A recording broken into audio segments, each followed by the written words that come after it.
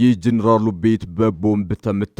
አብይ የትግራይ ጀነራሎችን ጉሮሮ ቆለፉት። በመጨረሻም ጦሩ ቤዙን ነቅሎ ወጣ። የፌዴራል መንግስቱ የትግራይ ከፍተኛ ጀነራሎችና ደብረጽዮን ላይ ከባድ እርምጃ ሲወስድ፣ በመቀሌ ደግሞ ከባድ ፍንዳታ ተከሰተ። ፍንዳታው ከጀነራል ፍስሐ ማንጁስ ቤት አጠገብ መፈጸሙ ታውቋል። ፍንዳታውን በተመለከተ የተለያዩ መረጃዎች እየወጡ ሲሆን የድሮን ጥቃት ነው ያሉም አሉ። ነገር ግን ማረጋገጥ አልተቻለም። በትግራይ ዋና ከተማ የተፈጠረውን ፍንዳታ በተመለከተ አዲስ መረጃ ወጥቷል። በሌላ በኩል ደግሞ የፌዴራል መንግስቱ በትግራይ ጀነራሎችና አመራሮች ላይ ሌላ ተጨማሪ እርምጃ ወስዷል። ታደምጡታላችሁ። የሳውዲ አረቢያ የንጉሳውያን ቤተሰብ አውሮፕላን አስመራ ማረፉ ተሰማ። የሪያድ ንጉሳውያን ቤተሰቦችና ባለስልጣናት ብቻ የሚጠቀሙበት ይህ አውሮፕላን አስመራ ማረፉ ትልቅ ትኩረት ስቧል። ሚስጥሩ ምንድነው የሚለውን በስፋት እናስቃኛቸዋለን። በተጨማሪም ሳውዲ ለኤርትራ የአየር ኃይል ትጥቆችን ልትሰጥ መስማማቷ ተነግሯል። እንመለስበታለን። የጌታቸው ረዳና ጀዋር መሐመድ የቃላት ጦርነት እያነጋገረ ነው። አብይን ስለጠላ የኢትዮጵያን ብሔራዊ ጥቅም አትቃወም ሲሉ ጌታቸው ጀዋርን ወርፈዋል። ጀዋር በጠቅላይ ሚኒስትሩ ላይ ያለውን የግል ተቃውሞ ከኢትዮጵያ የረጅም ጊዜ ስልታዊ ጥቅሞች ጋር እያምታታ ነው ሲሉም በማስረጃ አስደግፈው የትችት ናዳ አቅርበዋል። ይህ የጌታቸው አስተያየት በብዙዎች ዘንድ እያነጋገረ ሲሆን ጀዋር በበኩሉ መልስ ከመስጠት ተቆጥቦ ዝምታን መርጧል። ትሰሙታላችሁ። ጦሩ ካለው ቁልፍ ወታደራዊ ካምፕ ነቅሎ ወጣ። በምትኩ ሌላኛው ግዙፍ ኃይል ወታደሩ የጦር ሰፈሩን እንዲቆጣጠር ሆኗል። የሀገሪቱ መከላከያ ሚኒስቴር በበኩላቸው የጦር ካምፑን መቆጣጠራቸውን አውጀዋል። እናስደምጣቸዋለን። አክብሮታዊ ሰላምታችን በያላችሁበት የዓለም ዳርቻ የረሳችሁ የተወደዳችሁ የአንድ አፍታ ሚዲያ ቤተሰቦች ከአንድ አፍታ ላሁን መደመጥ አለባቸው ያልናቸውን ዜናዎች ወደ እናንተ የምናደርስበት ሰዓት ላይ ተገኝተናል። አብራችሁን ትቆዩ ዘንድ ግብዣችን ነው።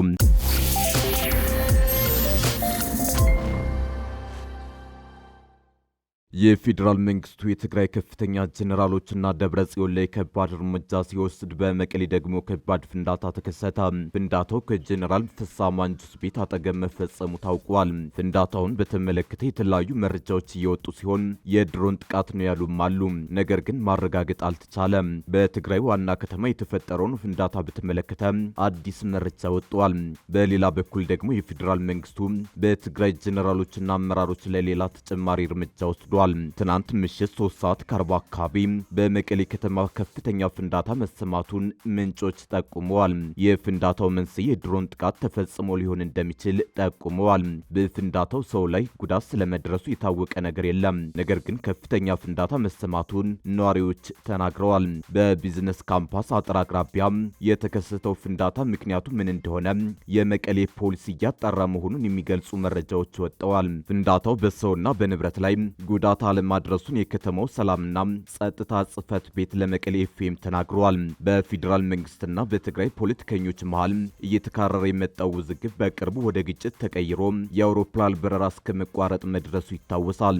ይህን ተከትሎ ዓለም አቀፍ ተቋማትና አህጉራዊ ተቋማት ችግሩ በሰላማዊ መንገድ እንዲፈታ እያሳሰቡ ባለበት በዚህን ወቅት ትናንት ምሽት 3:35 ገደማ ያልተለመደ ከፍተኛ የፍንዳታ ድምፅ መቀሌ ከተማ ውስጥ መሰማቱን ነዋሪዎችን ለመሰረት ሚዲያ ተናግረዋል። ዳግም አምሳል በተባለ ስፍራ ፍንዳታው እንደተከሰተ ነዋሪዎች ተናግረው የድሮን ጥቃት ሊሆን እንደሚችል ስጋታቸውን ገልጸዋል። ሌላ የመሰረት ሚዲያ ምንጭ ግን ፍንዳታው የቦምብ ወይም ፈንጂ እንደሆነ መስማቱንና ጥቃቱ የተፈጸመው ጀነራል ፍስሐ ማንጁስ ተብሎ በሚጠራው የክልሉ ኃላፊ ቤት አካባቢ መሆኑን ተናግረዋል። ይህ በእንዲህ እንዳለ ዶክተር ደብረጽዮን ገብረ ሚካኤልን ጨምሮ የህወሓት ከፍተኛ ጀነራሎች ባንክ አካውንት የታገደ ሲሆን እርምጃው ትኩረት ስቧል። የባንክ አካውንታቸው የታገደባቸው ዶክተር ደብረጽዮን ገብረ ሚካኤል፣ ፈትለወርቅ ገብረ እግዚአብሔር፣ ጌታቸው አሰፋ፣ አማኑኤል አሰፋ፣ ዶክተር አዲስ ዓለም ባሌማ፣ ሜጀር ጀነራል ኃይለ ሥላሴ ግርማይ፣ ወዲም በይተይ፣ ብርጋዴር ጀነራል አብርሃ ተስፋይ ድንኮል፣ ሜጀር ጀነራል ህንፃ ወልደ ጊዮርጊስ፣ ብርጋዴር ጀነራል ምግበይ ኃይለ፣ ሜጀር ጀነራል ማሾ በየነ፣ ሜጀር ጀነራል ክንፈ ዳኘው እንደሆኑ ታውቋል። የሳውዲ አረቢያ የንጉሳውያን ቤተሰብ አውሮፕላን አስመራ ማረፉ ተሰማ። የሪያድ ንጉሳውያን ቤተሰቦችና ባለስልጣናት ብቻ የሚጠቀሙበት ይህ አውሮፕላን አስመራ ማረፉ ትልቅ ትኩረት ስቧል። ሚስጥሩ ምንድነው የሚለውን በተመለከተ አንድ ጥብቅ መረጃ ወጥቷል። በተጨማሪም ሳውዲ ለኤርትራ የአየር ኃይል ትጥቆችን ልትሰጥ መስማማቷ ተነግሯል። የሳውዲ አረቢያ ንጉሳውያን ቤተሰቦች አውሮፕላን አስመራ አርፏል። ገልፍ ስትሪም G450 የተሰኘ አውሮፕላን በበረራ ቁጥር HZA 22 የተመዘገበ ሲሆን በዚህ አውሮፕላን የሚጠቀሙት የሳውዲ አረቢያ ንጉሳውያን ቤተሰቦችና ባለስልጣናት ብቻ ናቸው። በደፈነው ለሳውዲ የመንግስት ስራ የተዘጋጀ አውሮፕላን ነው። ይህ አውሮፕላን ዛሬ ከሪያድ ተነስቶ ወደ አስመራ በረራውን አድርጓል። ፍላይት ራዳር እንደገለጸው አውሮፕላኑ ከኪንግ ካሊድ ዓለም አቀፍ አየር ማረፊያ የተነሳው 10 ሰዓት ላይ ሲሆን የ2 ሰዓት በረራ አድርጎ በአስመራ አየር ማረፊያ 12 ሰዓት ከ19 ደቂቃ በሰላም ለማረፍ ችሏል። አውሮፕላኑ በአስመራ የሚቆየው ለተወሰነ ሰዓታት ብቻ ሲሆን ከምሽቱ 2 ሰዓት ከ45 ደቂቃ ላይ ከአስመራ ተነስቶ ወደ ሪያድ እንደሚመለስ ይወጣለት የበረራ ፕሮግራም ያሳያል። የአውሮፕላኑ ወደ አስመራ ያቀናው በትናንትናው ዕለት የሳውዲ አረቢያ የውጭ ጉዳይ ሚኒስተር በአዲስ አበባ ጉብኝት ማድረጋቸውን ተከትሎ ነው። ይህም በኢትዮጵያና በኤርትራ መካከል የተፈጠረውን ውጥረት ለመፍታት ሳውዲ አረቢያ የሽምግልና ጥረት መጀመሯን የሚያሳይ መሆኑን የፖለቲካ ታዛቢዎች በመናገር ላይ ናቸው። ትናንት በዚህ ንጉሳውያን አውሮፕላን አስመራ የገቡት የሳውዲ ምክትል የውጭ ጉዳይ ሚኒስተር ዋሊድ አብዱልከሪም አል ካሪጅ ከኢሳያስ አፈወርቂ ጋር መምከራቸው ተሰምቷል።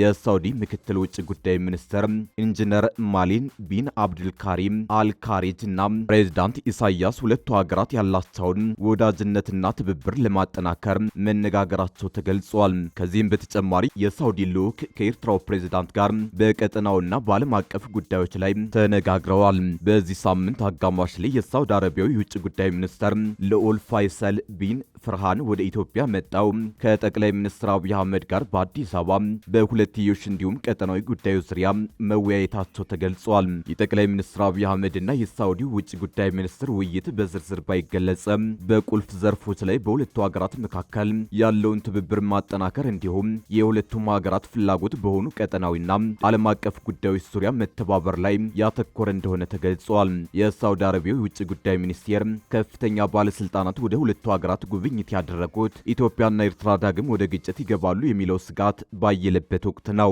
የኤርትራው ፕሬዝዳንትና የሳውዲ ምክትል ውጭ ጉዳይ ሚኒስትር በበኩላቸው በቀይ ባህር ዙሪያ የሚገኙ ሀገራት የቀጠናውን ሰላምና ደህንነት ዋስትና በማረጋገጥ ረገድ የሚኖራቸው ሚና ላይ መነጋገራቸውን የሀገሪቱ ማስታወቂያ ሚኒስቴር ገልጿል። የሳውዲ አረቢያ ልዑክ ከኤርትራው ፕሬዝዳንት ጋር በቀይ ባህር ዙሪያ የሚገኙ ሀገራት ተለዋዋጭ በሆነው ቀጠናዊና ዓለም አቀፋዊ ሁኔታዎችና አዝማሚያዎች ባሻገር የአካባቢውን ሰላምና ደህንነት በማረጋገጥ ረገድ ስለሚኖራቸው አስተዋጽኦ ተነጋግረዋል። ሁለቱ ሀገራት በፖለቲካ፣ በምጣኔ ሀብት፣ በደህንነት፣ በባህልና በማህበራዊ ዘርፎች ከዚህን ቀደም የደረሱባቸውን ሁለትዮሽ ስምምነቶች ተግባራዊ ለማድረግ መነጋገራቸው ተገልጸዋል። ፕሬዝዳንት ኢሳያስ አፈወርቂ በታህሳስ ወር መጀመሪያ ላይ ወደ ሳውዲ አረቢያ በማቅናት ከአልጋ ወራሽ ልዑል መሐመድ ቢን ሰልማን ጋር ተገናኝተው ተወያይተዋል። የኢትዮጵያ የውጭ ጉዳይ ሚኒስትር ጌዲዮን ጢሞቴዎስ ባለፈው ሳምንት ወደ ሳውዲ አረቢያ ተጉዘው ከልዑል ፋይሰል ቢን ፋርሃን ጋር መወያየታቸው ይታወሳል። ከሳውዲው የውጭ ጉዳይ ሚኒስትር ልዑል ፋይሰል ቢን ፋርሃን ጋር በተደረገው ውይይት ሁለቱ ሀገራት የአፍሪካ ቀንድን ሰላምና መረጋጋትን ለማስጠበቅ በጋራ ለመስራት እንደተስማሙ ተገልጧል። የጌታቸው ረዳና ጀዋር መሐመድ የቃላት ጦርነት እያነጋገረ ነው።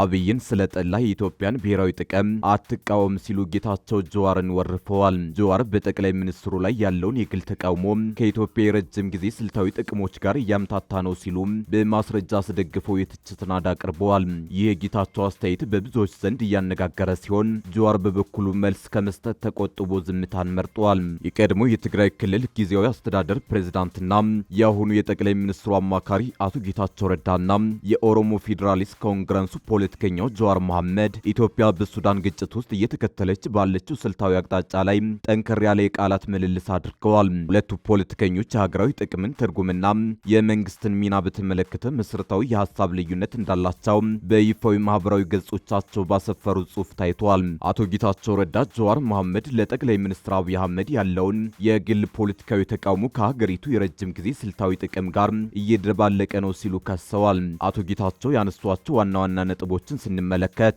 ኢትዮጵያ በሱዳን አለመረጋጋት ከፍተኛ ተጋላጭነት ስላላት በክልላዊ ጂኦፖለቲካዊ ፍክክር ውስጥ እንደ ተራ ታዛቢ መሆን አትችልም። መንግስትን መጥላት ብሔራዊ ደህንነትን ለመጠበቅ የሚደረጉ እርምጃዎችን ሁሉ እንደ ስህተት ለመቁጠር ምክንያት ሊሆን አይገባም። መንግስታት ቢቀያየሩ የሀገር መልክዓ ምድራዊ እንደማይቀያየር ጠቅሰው ጀዋር ይህንን ልዩነት መለየት አለመቻሉን እንደ ትልቅ ድክመት ገልጸዋል። ጌታቸው አክለው በእንዲህ ያለው ሁኔታ ውስጥ የሞራል የበላይነት ለመያዝ መሞከር ስሜታዊ እርካታ ሊሰጥ ይችላል፣ ስትራቴጂ ግን አይደለም። ፖሊሲን መተቸት ተገቢ ነው። ይሁን እንጂ እያንዳንዱን እንቅስቃሴ ከጠቅላይ ሚኒስትር አብይ አህመድ መንግስት በመነጨ ብቻ እንደ ስልታዊ ስህተት አድርጎ ማቅረብ የትንታኔ ቦታን በፓርቲ ጥላቻ የመተካት አደጋ አለው ሲሉ አስጠንቅቀዋል። ቀጥለውም ከሁሉ በላይ ደግሞ ወደ ከፍተኛ ስልጣን የመምጣት ፍላጎት ያለው ማንኛውም ሰው በሀገሪቱ ላይ የጥፋት ፖሊሲ ከመከተል ሊጠነቀቅ ይገባል። መንግስታት ቢቀያየሩ ስልታዊ ጂኦግራፊ ግን አይቀየርም። የኢትዮጵያ የረጅም ጊዜ ብሔራዊ ጥቅሞች በጊዜያዊነት ስልጣን ላይ ካለው ፓርቲ የተለዩና የሚበልጡ ናቸው ብለዋል። ጀዋር መሐመድ ለአቶ ጌታቸው ረዳ በሰጠው አጭርና ጥያቄ አዘል ምላሽ የመንግስትን አካሄድ በጽኑ ተቃውሟል።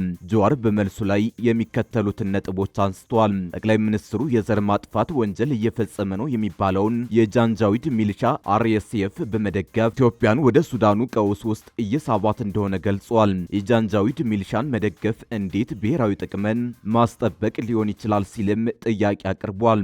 ጀዋር የትኛውን አቶ ጌታቸውን እንደሚያናገር ግራ እንደገባው በመግለጽ አቶ ጌታቸው የአሁኑን መንግስት አቋም ለመከላከል የሚያደርጉትን ጥረት አጣጥሏል። ይህ ፍጥጫ በኢትዮጵያ ፖለቲካ ውስጥ ሁለት ዋና ዋና አመለካከቶች መጋጨታቸውን ያሳያል። አቶ ጌታቸው ረዳ ሪል ፖለቲካ በሚባሉና ሀገራት የራሳቸውን ጥቅም ለማስጠበቅ አስፈላጊውን እርምጃ መውሰድ አለባቸው በሚለው አስተሳሰብ ላይ ሲቆሙ፣ ጀዋር መሐመድ ደግሞ መንግስት በቀጥናው በሚያደርጋቸው ጣልቃ ገብነቶች ሀገርን ላላስፈላጊ ጦርነትና ለሞራል ውድቀት ያጋለጣል የሚል ስጋት እያንጸባረቀ ነው። የአሜሪካ ጦር ሐሙስ ዕለት ከሱሪያ ወሳኝ አልታንፍ ከተባለ ወታደራዊ ካምፕ ጠቅልሎ መውጣቱን አስታወቀ። አሜሪካ ጦር ለቆ የወጣው ወታደራዊ ካምፑን ለሱሪያ ጦር በማስረከብ እንደሆነ አስታውቋል። አሜሪካና ሱሪያ በቅርቡ የሁለቱን ሀገራት ወታደራዊ ትብብር የሚያጠናክር ስምምነት ፈርመው ነበር። አልታንፍ ወታደራዊ ጦር ሰፈር በሱሪያ በዮርዳኖስና በኢራቅ ድንበር አካባቢ የሚገኝ ነበር። ወታደራዊ ጦር ሰፈሩ የተመሰረተው በአውሮፓውያኑ 2014 ሱሪያ የእርስ በርስ ጦርነት ላይ በነበረችበት ወቅት ነበር። አሜሪካ በእስላሚክ ስቴት ታጣቂዎች ላይ ለምትፈጽመው ጥቃት የጦር ካምፕ ከፍተኛ አስተዋጽኦ ነበረው ተብሏል። የእስላሚክ ስቴት በአንድ ወቅት ሰፊ የኢራቅና የሱሪያ አካባቢዎችን ይቆጣጠር የነበር ሲሆን በአውሮፓውያኑ 2019 ተሸንፏል። ከዚያን በኋላ ግን የጦር ሰፈሩ የሚገኘው ደማስቆና ቴህራንን በሚያገናኘው መንገድ አቅራቢያ በመሆኑ አሜሪካ ከኢራን ጋር ላላት ፍጥጫ ስትራቴጂክ ስፍራ በመሆን እያገለገለ ነበር። ዋሽንግተን ጦር ሰፈሩን ይዞ መቆየት ይፈልግ የነበረ ቢሆንም የሱሪያ የቀድሞ ፕሬዝዳንት ባሽር አልአሳድ በ2024 መጨረሻ ላይ ከስልጣን መነሳታቸውን ተከትሎ ውሳኔዋን ዳግም አጢነዋለች። የሱሪያ መከላከያ ሚኒስቴር የጦር ካምፑን መረከቡን ይፋ አድርጓል።